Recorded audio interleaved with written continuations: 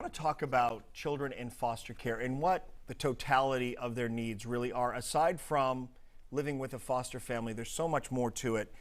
Natalie Stalmach is the development director of CASA of Tarrant County, and she's joining us now to shed some light on something they're dealing with there, and that is a shortage of volunteers. Natalie, thank you for joining us. Yes. And I want to begin with something that I think is a bit of a misnomer in people's perceptions of foster care, and that is once a child is in foster care and living with a family, their needs are met. That is not true, is it?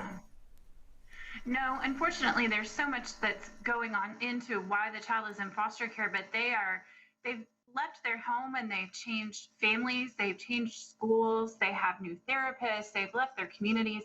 There's so many things that are going on in their lives where they really could use an extra set of eyes and ears and another person to talk to give the judge a lot of information of what's going on in their life. There's a lot of change happening in their lives. And so they're getting some basic needs met by families who are foster families, and I've met many of these families, and they're dealing with a lot as well, taking on the care of children, some of whom may have special needs, may have special emotional needs.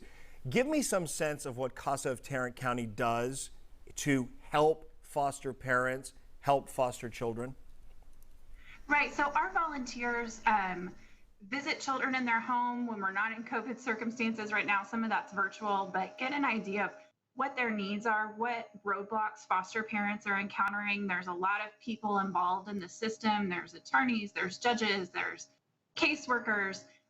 So helping navigate that process and making sure that the children's needs are being met, that their needs are being met at school, that they're getting the therapy they need, that they're going to the medical appointments that they need. There's a lot of moving pieces, and caseworkers can have 20 or 30 cases, but a CASA volunteer typically only has one case. They're able to devote a lot more time to those children and that family than otherwise would be able. I'm envisioning a CASA volunteer a little like a big brother or a big sister who steps in and develops a friendship and a relationship with a child, and then that person can be entrusted to take them to a doctor's appointment or pick them up after school if a foster parent isn't able to do that.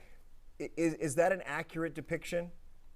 So you are building a relationship. You're not necessarily taking them to places, but you're building a relationship, but you're also building relationships with the caseworker, working on a long-term plan. Our goal is to get the children out of foster care and back in a permanent home, whether that's with their parents, with relatives, or if that's not an option, then being free for adoption. But our goal is to make sure that they don't linger long-term in foster care and that we have a solid plan for them moving forward. And that involves a lot of background work of emailing and catching up with the attorneys and doing court reports in front of the judge and advocating to a judge and saying, this is what I think is in this child's best interest. And I think it's important too to acknowledge that, okay, during the pandemic, people have been sheltered in place, isolated, concerned about, of course, being around children and making them ill. So you've dealt with that. As we begin to come out of this, hopefully, with vaccines, you're confronting something else, and that is only 20% of your advocates are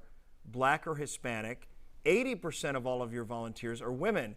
So you need more men, and you need more people of color, more minority representation, because in many cases, these children want to see themselves reflected in the adults who care about them.